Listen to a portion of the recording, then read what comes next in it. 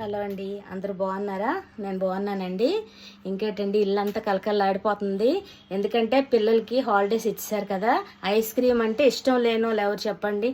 అందరికీ ఇష్టమే. చిన్న చిన్న పాపలు బాబుల నుంచి ఇష్టమే. నేను ఎలా చేస్తానో సింపుల్ మెథడ్లో ఐస్ క్రీము ఇప్పుడు చేసి చూపిస్తాను. దానికి కావాల్సిన పదార్థాలు ఏదో చూడండి. లో కొంచెము మేగడ వచ్చిందంటే ఫ్యాట్ ఉన్నది తీసుకోవాలండి. మిల్క్ ఇగోండి, హాఫ్ లీటర్ నేను తీసుకుంటే పావు లీటర్ వరకు మరిగించుకున్నాను. ఇది మరుగుతుండగా జీడిపప్పు నానబెట్టుకోవాలి 1/2 అవరు. అది గోరువెచ్చని నీళ్ళు ఇలా పేస్ట్ చేసి పెట్టుకోవాలి. దీనికి ఇంకా కావాల్సింది ఇలాచీ పౌడరు, షుగరు, సాఫ్రాన్ చెప్పాను కదండి. నేను ఎగ్జిబిషన్లో ఇయర్కి సరిపోయిన తీసుకుంటాను. ఇది 400. ఇదేంచి ఈ వేడి పాలలో వేసుకుంటే కలర్ వస్తుంది. మన ఐస్ క్రీమ్ ప్రాసెస్లోకి వెళ్ళిపోదాం. ఇక చూసారా, జీడిపప్పు పేస్ట్ వేస్తున్నాను కదండి.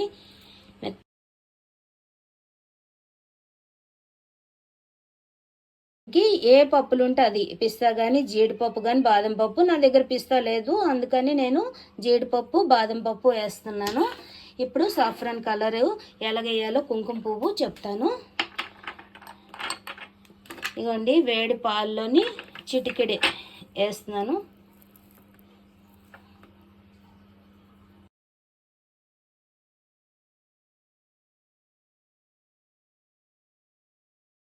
మా చిన్న బాబుకి చాలా ఇష్టం ఐస్ క్రీమ్ అంటే.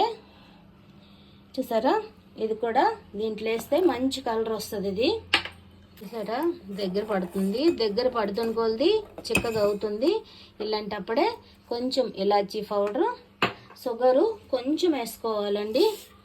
అంటే దానికి తగ్గట్టుగా నేనైతే అంచనా ప్రకారం వేస్తున్నానండి.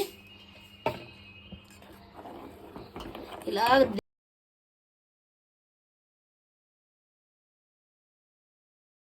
చూసారా, మన ఐస్ క్రీమ్ రెడీ అయిపోయింది.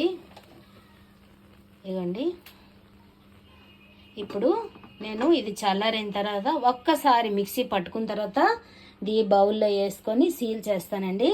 దాని మీద డెకరేషన్కి వేసేసి 8 నుంచి 10 అవర్స్ డీ ఫ్రిడ్జ్లో పెట్టుకోవాలి. మన ఐస్ క్రీమ్ రెడీ అయిపోతుంది. ఇదిగోండి, మన ఐస్ క్రీము రెడీ అయిపోయింది. నేను కొంచెము కుంకుమ పువ్వు ఎక్కువ వేసానండి, అందుకే డార్క్ వచ్చింది. ఏమనుకోకండి. మా పాప దీంట్లో ఏముంది, నేను దీంట్లో వేసాను.